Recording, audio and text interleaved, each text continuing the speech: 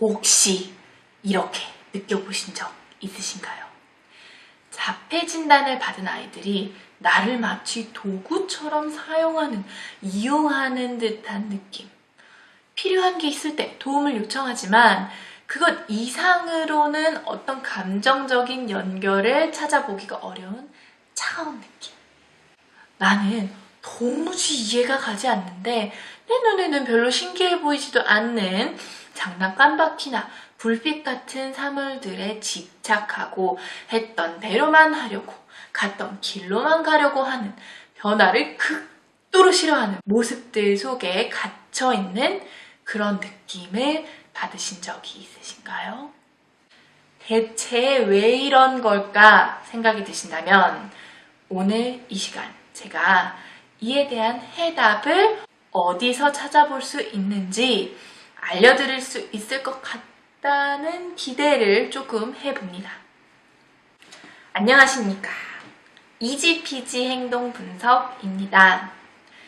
오늘은 제가 정말 존경하는 캠브리지 대학의 교수님이신 사이먼 베론 코엔 박사님의 책을 하나 소개하려고 합니다. 사이먼 베론 코엔. 이 이름 처음 들으셨나요? 아시는 분도 있을 텐데요. 그 유명한 Theory of Mind, 마음이론에 대해 들어보셨거나 공부해 보셨다면 이 이름 들으셨을 겁니다. 예, 이 이론을 정립하신 분입니다. 마음이론이 뭔지는 이 영상에서 설명드리기는 어렵지만 자폐 스펙트럼 장애를 가진 사람을 이해하는데 너무나 중요한 내용이고 치료사라면 그리고 부모님이시라면 아셔야 하는 내용입니다. 이와 관련한 책으로 Mind Blindness, 마음맹, 한국어 번역본 이 책이 있고요.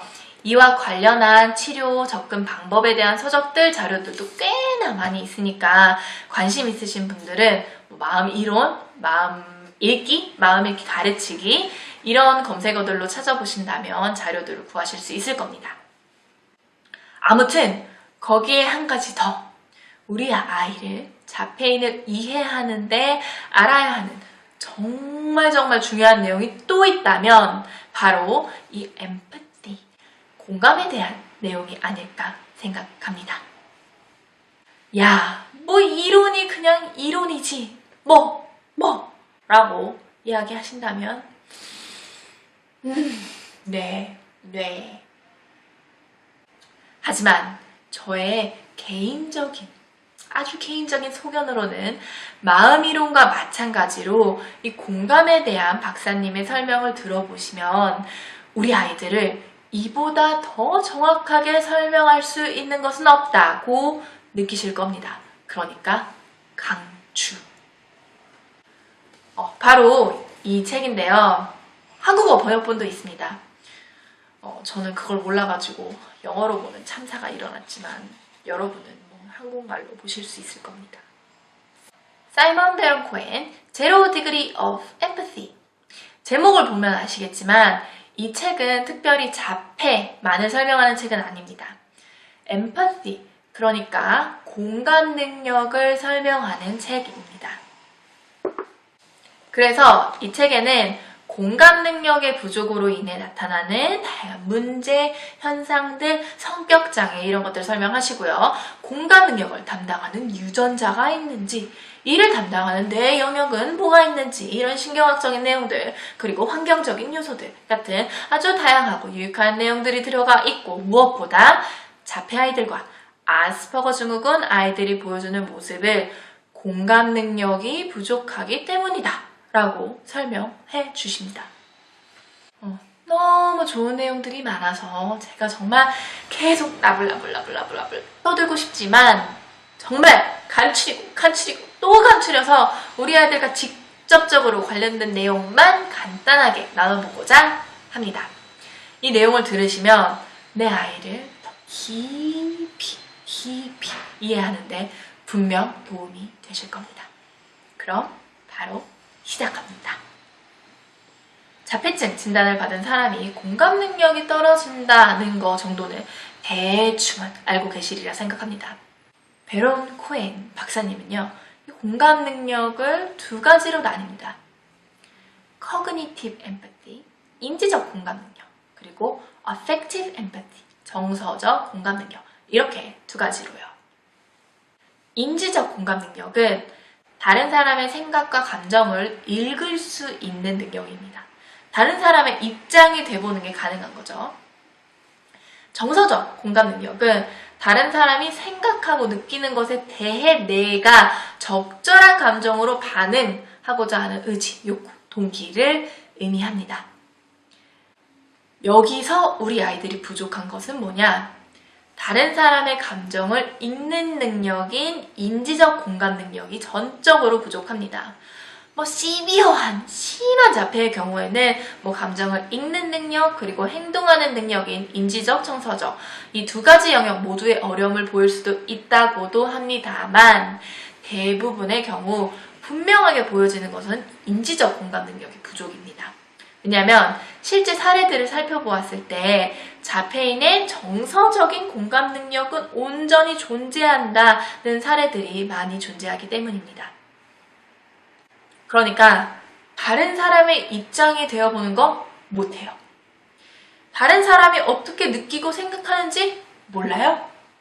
그걸 읽어내는 것은 이들한테 어렵지만 이들은 누군가 괴로워하고 있다라는 거를 듣고 알게만 된다면 같이 속상해합니다. 자폐 성향의 사람들은 이런 인지적 공감 능력의 부족으로 인해 다른 사람이 어떻게 느끼고 있는지 생각하고 있는지 판단하기가 어렵기 때문에 다른 사람의 행동을 예측하지 못합니다. 따라서 굉장한 혼동 속에 휩싸이고 그래서 사회적으로 후퇴하는 모습을 보입니다. 그 대신에 더 예측이 쉬운, 예측이 가능한 사물들의 세상을 선호합니다. 실제 실험에서 공감 능력에 관여하는 다양한 뇌의 영역들을 살펴보았더니 자폐인의 뇌와 일반 사람들의 뇌가 활성화되는 모습이 다르다는 것을 알 수 있었고 그러니까 신경학적인 이유로 이 공감 능력이 떨어진다는 거죠. 참고로 이 능력의 부족은 다른 사람을 이해하는 데만 어려움을 보이게 하는 것이 아니라 자기 자신의 마음을 이해하는 데도 어려움을 보이게 한다고 합니다. 또 한 가지 특징적인 것은 이런 인지적 공감 능력이 부족한 사람들은 체계화하는 경향을 보인다고 합니다. 수시로 변화하는 이 세상에서 인간의 뇌는 어떤 패턴을 알아차리려고 합니다. 많은 아스퍼거 진단을 받은 사람들의 사례를 보면 그들의 뇌는 사물들이 어떤 식으로 반복되는지, 어떻게 작동하는지 변화하는 패턴을 분석하는 것, 이 패턴을 알아차리는 데 특화되어 있다는 것을 알 수 있습니다.